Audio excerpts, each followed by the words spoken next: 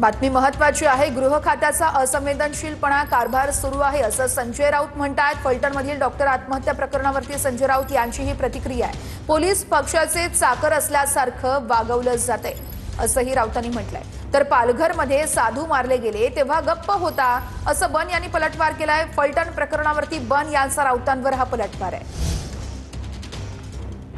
अत्यंत असंवेदनशील पद्धतीने गृह खात्याचा कारभार सुरू आहे। गृह खातं काय करत आहे?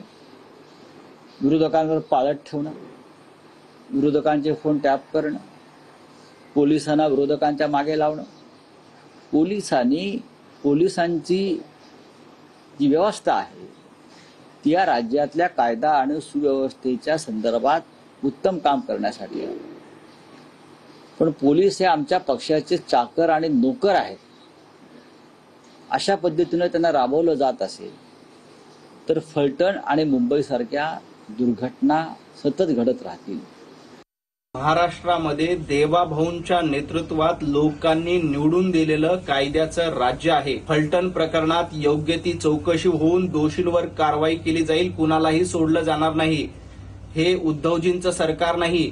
पालघरमध्ये साधूंची हत्या झाली, तुमचं सरकार गपगुमान बसून होतं। तुमच्या सरकारमध्ये वाजेसारखे पोलीस अधिकारी होते ज्यांनी रोज 100 कोटी वसुलीचं टार्गेट त्यांना दिलं होतं। आमचं सरकार वसुलीचं सरकार नाही तर लोकांचं सरकार आहे, हे ध्यानात ठेवा।